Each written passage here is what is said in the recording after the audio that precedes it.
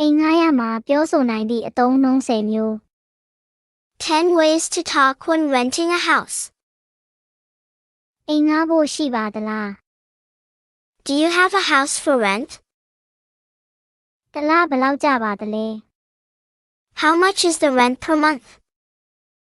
အိမ်ကြီးအပါအဝင်ဘာတွေပါသလဲ What's included in the rent? အိမ်လျှောက်ထားဖို့အာမခံကြေးလိုပါသလား Do I need to pay a security deposit?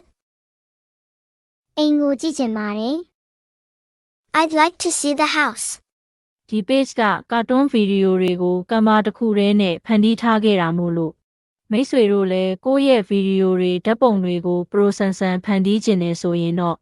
ကင်မရာ Pro feature တွေကိုသုံးပြီးကိုယ့်ရဲ့ဗီဒီယိုတွေဓာတ်ပုံတွေကိုစိတ်ကြိုက်ဖန်တီးနိုင်တဲ့ကင်မရာ EDU Pro Lifetime Plan ကို9000ကျပ်တည်းနဲ့ရောင်းပေးနေပါပြီ။ဈေးအရန်တန်ပြီးအသုံးပြုရလွယ်ကူတာမို့လို့ဒီအခွင့်အရေးကိုလက်လွတ်မခံဘဲအခုပဲရယူလိုက်ပါ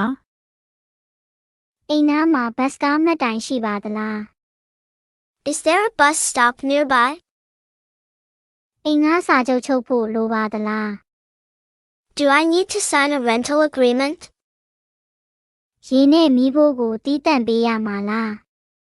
Do I have to pay water and electricity separately? အိမ်ကိုဘယ်နှစ်ရက်အတွင်းဝင်နိုင်မလဲ When can I move in?